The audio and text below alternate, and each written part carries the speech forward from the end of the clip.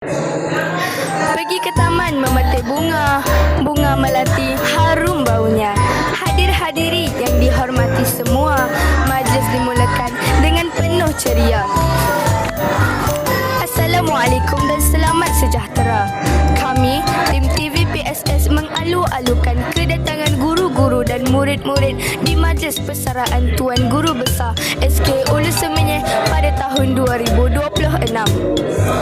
Saya Wartawan Najwa bersama rakan saya Nur Fakihah Amani dan Ryan Mikael membawakan pada anda secara langsung Majlis Persaraan Guru Besar Tuan Joseph Lincoln, anak lelaki J. Samuel di Dewan Terbuka SK Ulu Semenyih.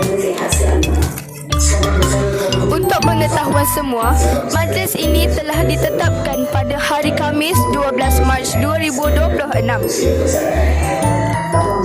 Ya, betul tu Najwa. Walaupun begitu, pada hari ini dilihat majlis ini berjalan dengan sangat lancar dan meriah dengan kedatangan guru-guru dan murid-murid sekalian. Daring tambunan bawa ada 5, masak sebiji di balik daun. Jasa mutuan kami terima, jadi kenangan bertahun-tahun. Tuan Guru Besar telah banyak menabur jasa di sekolah kebangsaan sepanjang perkhidmatan beliau selaku guru besar di Sekolah Kebangsaan Ulu Semenyih. Bukit Langsat sungguh indah, peruk kera di pohon sembarangan. Hajat kami tertunai sudah, apabila bersara dilupa jangan. Baiklah, tanpa melengahkan masa lagi, jom kita temu ramah beberapa guru untuk mendapatkan respon mereka berkaitan masih pada hari ini. Jom.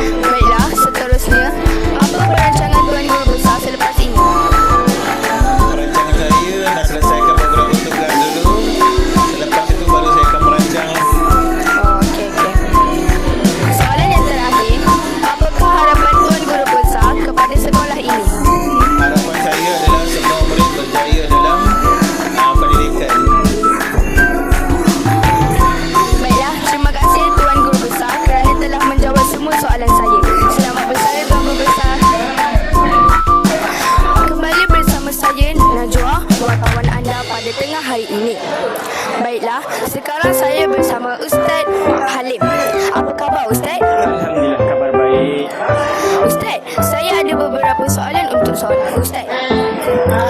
Baik, apakah jasa Tuan Guru Besar kepada perubahan sekolah kebangsaan Hulu Semenyih? Jasa guru besar kepada sekolah kebangsaan Hulu Semenyih sangat banyak lah. Antaranya kita banyak dapat sponsor dan penghargaan daripada pihak-pihak luar. Kita juga berjaya mendapatkan cat baru sekolah, bumbung yang baru. Banyak lagi jasa-jasa guru besar yang kalau saya nak cerita tak habislah kalau saya nak cerita kat sini. Baik, soalan yang seterusnya, apakah kenangan terbaik Ustaz bersama Tuan Guru Besar? Kenangan terbaik Ustaz dengan guru besar banyak. Cumanya saya nak cerita yang paling terbaik sekali ialah ketika kami pergi ke Cameron Highland bersama-sama dan kami meluangkan masa berjalan-jalan bersama-sama, dan bagi saya itu perkara yang sangat jarang berlaku di antara pentadbir dan juga guru biasa. Jadi saya sangat rasa hebatlah guru besar sebab mampu meluangkan masa bersama dengan guru-guru biasa.